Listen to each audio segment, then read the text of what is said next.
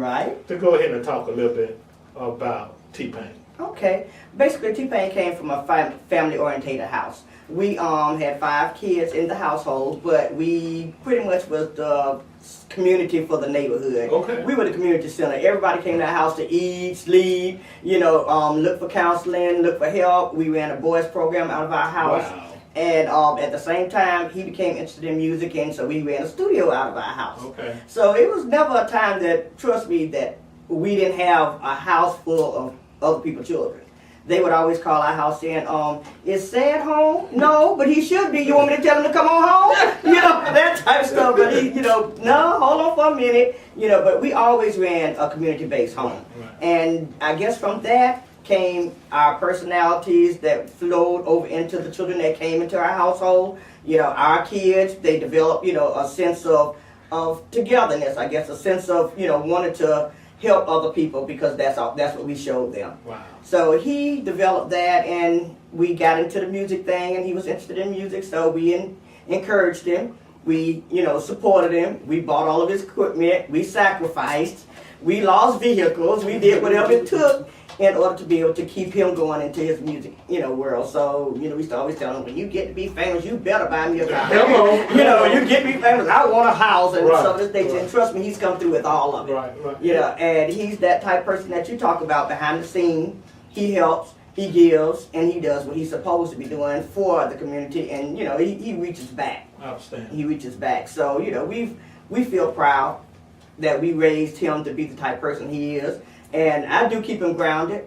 I remind him that he's still a baby. Right. For one, he's just 25, and I remind him that I'm still his mama. Right. Because it's never a time that I don't see him somewhere or hear about him doing something, I don't text him and say, Hey. you were not supposed to be doing that. Right. Don't do that or so. But we have that type of bond. I don't see him every day. I don't talk to him every day, but when I need him and when he needs me, he knows that we're there. Good job. Let's move on.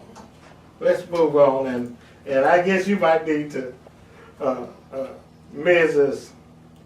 Big T-Pain has talked for a while, so I guess we're going to... We So, do that. I know that. That's why they gave it to you. Yeah, exactly. We'll get ours in. Yeah, I know you will. So Yeah. let's talk a little bit about Lil Wayne, the family, and I'm how Miss you Sita. started. Okay. Lil Wayne is my son. Right. Okay. Well, Lil Wayne come up as the only child for 20 years. I do have a little boy now. He's 7. Lil Wayne is 27. Okay. It was a small family. I was a single parent. I was a little strict on Lil Wayne. Things he couldn't do, he could sit on a porch but couldn't walk around the neighborhood. Right. So he used to always sit on a porch and be rapping, but I didn't know what it was at the time. Kids used to come to the house, knock on the door, okay, Lil Wayne, come outside. Well, I used to say, yeah, don't leave off that porch. Uh-oh. Okay, but they wanted him to come outside because he was doing rapping for them, Okay. but I didn't know. So, when I did get to know about it, Cash Money Records called me. Lil Wayne was about 11 years old, and they was asking me that, can they have Lil Wayne? Can I sign a contract with him? I was like, he's too young. My baby needs to go to school. That's my main thing, going to school. All right, and they came and said, well, can we take him to their concerts, so he could see what it feels like. I said, yeah, okay, so I agreed with it. They said, you got a talented son, which I know he was smart, because in school, he was so smart, the teachers used to tell me he was a gifted child from first grade. Right. Right. Very smart and stuff like that. So I went on with the program. So at 15, they asked me would I sign him up. But I promised him, I said, well, if I sign him up, he have to stay in school and get out of school. Right. That was my promise to him. Right. That's all I didn't care about no money. I cared about the education, to be honest with you. I said he have to stay in school and get out of school. So they agreed with all that. So okay, I signed him up. Of course, it's like I signed the contract because he was underage. Right. So when he did start traveling, Mom had to travel with him. But at 18, he went to traveling, but see, by himself. But before that, I told him no rapping but curse words. Okay. So his first album did come out, The Blackest House, no curse words till he got older. But at 18, he turned the flip. But I was good with it because he listened to what I had to say. Right. So we've been doing good. So I lost my husband a couple of years after he had become, with Cash Money Records, and he always say CT, call me Sita. We very tight. We don't see each other every day, but we talk every day. Every day we talk to each other, if it's just 5 minutes or to a second, we talk. And he said, I'm the man of the house now. And sure enough, he have been the man of the house. Right. Right. He takes care of mama and family, and he do for the community. And I love that about my son. That's very outstanding. And I see a pattern here, mamas. I see a pattern here, and that pattern is, that you are the parent, Yes.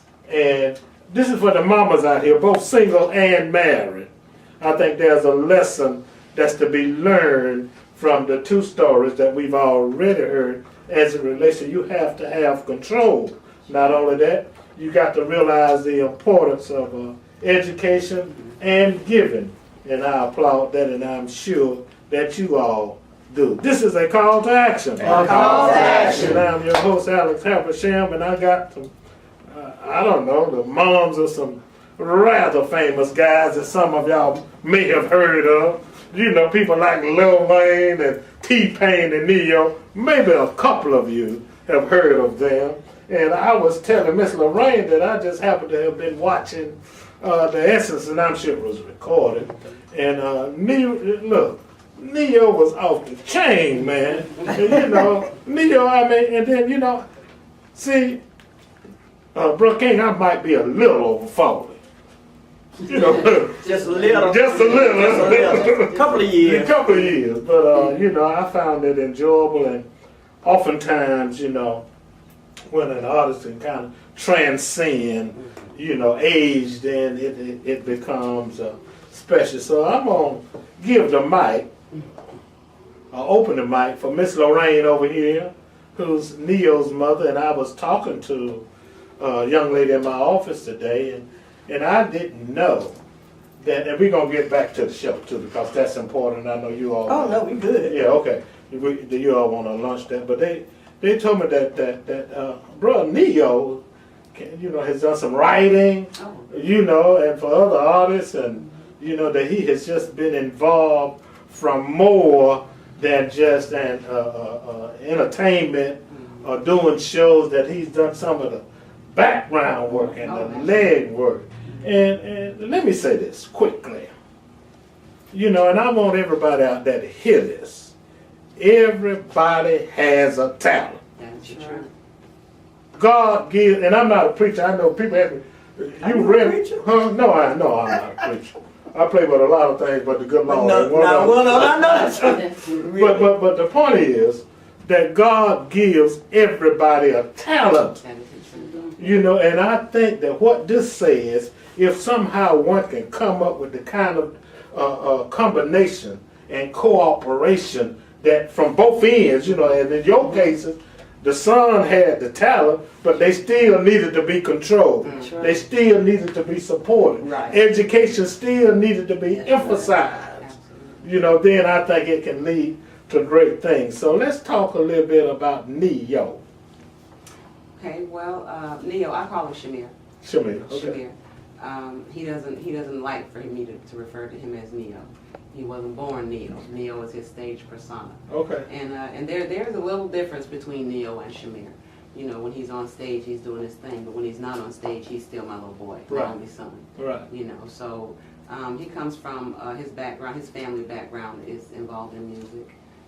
My grandfather was a quartet singer. My mother at one point was, you call a female quartet the same thing, quartet singer. Right. I sang some gospel. I sang in high school, so the music was always there. But he became interested in the arts when he was very young. One of his uncles incorporated himself, a nonprofit organization.